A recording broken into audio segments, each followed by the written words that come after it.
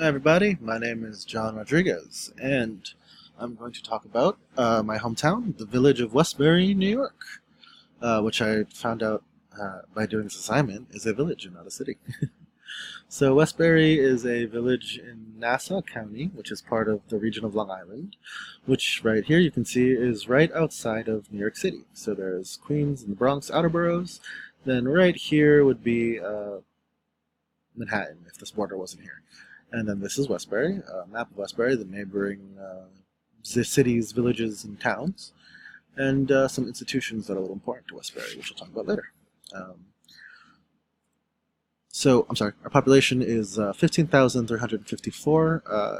Recent estimate from 2018, given by the U.S. Census information on the census.gov's website provided for the assignment. So, the 2016 racial demographics. I wanted to use some U.S. Census information. However, I used the city data instead, just because it has a more recent estimate, and I think it's stronger to the points of my own observations and some things listed in some New York Times articles that I'll cite. So Westbury has roots as a very diverse immigrant-oriented community, and in the 1900s there was a large Eastern European population. A lot of immigrants from Italy, so we have a large Italian population, we have a large Jewish population, we have a large Irish population, so a lot of those Ellis Island families. So the 90s and 2000s, which is when my family moved here, saw an incoming of African and Caribbean Americans, so we have a large Haitian population, and we also have a large Latino population as well. And in recent years, there's been a growing number of Asian and Middle Eastern residents. I'm Filipino, and when I was going to school around this time, I was the only Filipino in my class, and my sister goes to school now, and she's like one of 15 in her school. So, uh, people exchange. It's cool. So, gender, age, and income demographics. So, 47.6% of the residents are male, 52.4% of the residents are female. Median household is income is 96 $5,000 approximately. Male median income is approximately $46,600, and female median income is approximately $34,400. Yeah, there's big wage gap there, big income inequality, and something we should address as a community, as a city, as a state, as a nation, as a world. Um, yeah. These numbers don't necessarily add up to this because, as we'll find out, most people work. Most kids who can work, and a lot of kids stay home and work because it's very expensive in the New York metropolitan area. So affordable housing is very difficult. So people tend to stay home. 84.4% of people have completed a high school education or equivalent. 6.2 residents are below the poverty line, and 11.9% of residents do not have health insurance. Post Avenue. This is one of the many institutions we'll talk about, and houses many institutions. So this is the downtown area of Westbury, and it's a mix of long-standing businesses like restaurants and salons and barbers, and a 90-year-old children's library, which is sick, and a lot of new places that are cycling. So sometimes sometimes stores don't work out, and then they're replaced by other stores, and there's a lot of variety. But it hasn't always been the case. Before, every other store, so like one, two, every other, was empty. One was like a for rent sign everywhere, and then there's a store here, but then another for rent sign. And a lot of that has to do with developments from the Westbury Arts Nonprofit, which does their best to keep kids off the streets and come up with creative activities and businesses and centers for people of all ages to enjoy. And the Westbury Business Improvement District, which wants to not have empty storefronts and wants local businesses to thrive. So yeah, there's a lot to do Post Avenue and Westbury. School districts. This is not the school. This is that 90-year-old library I was talking about. All these pictures are from those New York Times articles. School district's not great. I'm going to be honest with you. Overcrowding issues, bad proficiencies, and bad testing. These schools are pretty good. Our school district is not that good, and people lie. Parents lie about where their kids live so they can go to other schools. It's not great. We'll be honest. Religion. So we do have a strong Islamic presence. We have a strong Catholic presence, and those two ideas are what's the word? Rejoiced and embraced very respectively. People, there's unity in those ideas, and I think that speaks to diversity. And Catholic Mass speaks to our diversity in history. Host Mass in 4 different languages: English, Spanish, Italian, and Creole. So, shout out to our Haitian population. Shout out to our Italian population. Shout out to our Latin population. Strong immigrant culture. We have it. It's great. Um, Employment. So, Northwell Health is the largest employer in the region, which is all of Long Island. I couldn't find facts just about Westbury, so these are Long Island facts. But many people also do unionized work for the county, state, and federal levels, as well as for the city of New York. Even though we don't live there, we work for the city. I don't work for the city, but I work in the city, even though I work in New York City, even though I don't live there, which is interesting. Used to. We good? Are we a good community? Let's find out based on the reading. So safety. I'm gonna be honest. We've got a lot of gang activity. It's not great. We have a lot of police corruption. It's not great. But generally, as illustrated in this wonderful picture, people can walk the street safely and enjoy themselves and mind their business and say hi to others, and it's a good time.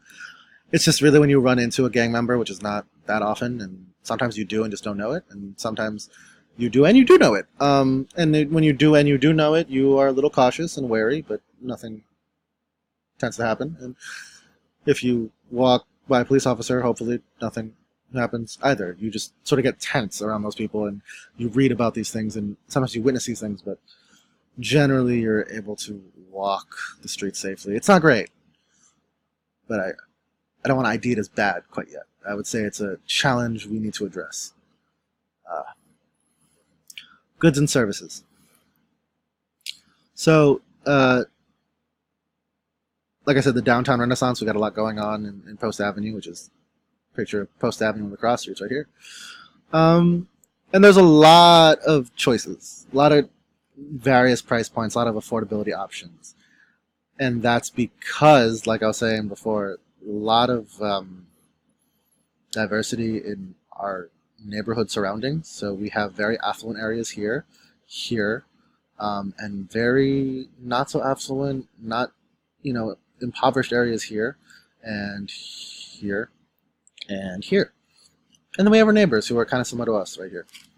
So I think we're influenced by that, and a lot of our offerings are consider various budgets and affordability. And I'll be honest, the issue with living here isn't how much goods are. The issue is how much housing is, and how that's what makes it hard to live out here, and why people are struggling.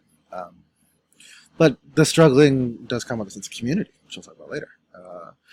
Relationships that bind a community together. So heavy parental involvement in civic meetings, I've noticed as a child.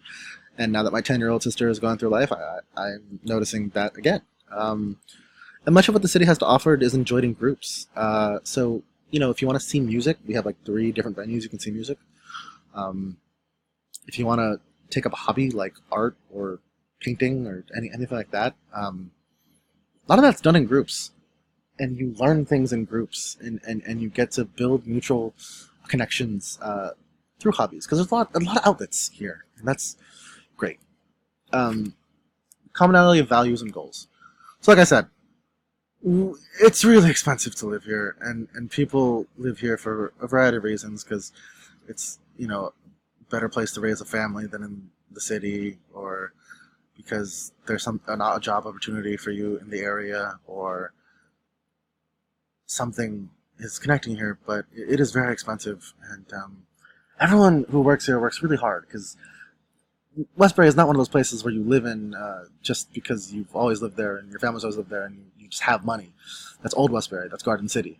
Westbury is an immigrant town. People move there because there's something for them there, and they're working really hard to get there and stay there. And we're all unified by that idea of struggle and hard work.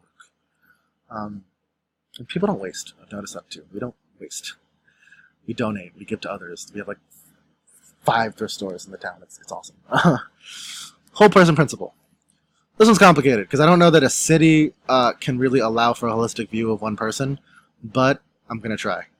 So we have various spaces to allow people to be seen outside of a single designated role. Let's take this woman across walking the street, for instance. She might only be seen as a mother. She might only be seen as a wife. She might only be seen as however she might be seen by others. However, Westbury allows for people to be seen as who they are by what they do and what they want to do. So maybe if she expresses herself through arts, if she expresses herself through a recreational like sports league, if she expresses herself in her community a different way, there's so many outlets for her to be, whether it be at a cafe, it be at a community center, like I said.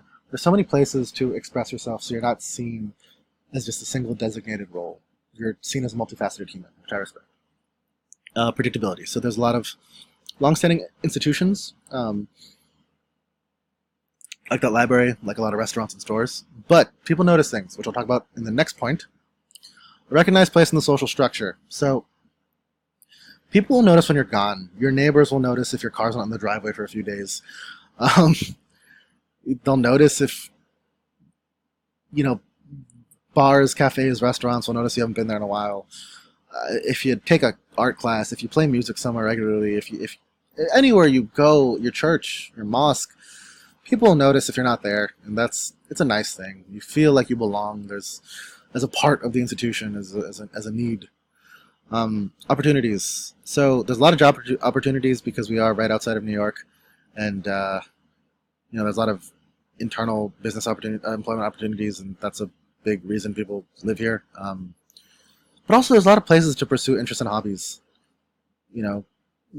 Again, there's just so many outlets for the arts and other ways you can express yourself, hobbies. It's all good. Homogeneity. So like I said, it is very expensive. Not expensive, varies, but housing is difficult. It's not affordable to most. And like I said, people work really hard to live here, and that is the unifying idea that keeps people together here. Quick anecdote, I live next to a man who is from the South and has a Confederate flag in his garage, and I am a very alternative-looking brown man. And you would think we wouldn't get along, but miraculously we do, because we both work ourselves to the bone to live. And it's, as a shame as it is that housing isn't quite affordable, we are unified by that idea of hard work, and it's a mutual respect, and people don't really judge anyone's job. A sanitation worker and a college student working a crazy internship, they're both seen as people who work hard, and people respect that. And that's, I think, kind of a great thing about the city, about the village. And yeah, that's the point I'm going to end on. We're a good community. We have challenges, but we're a community. And here's some articles you can read.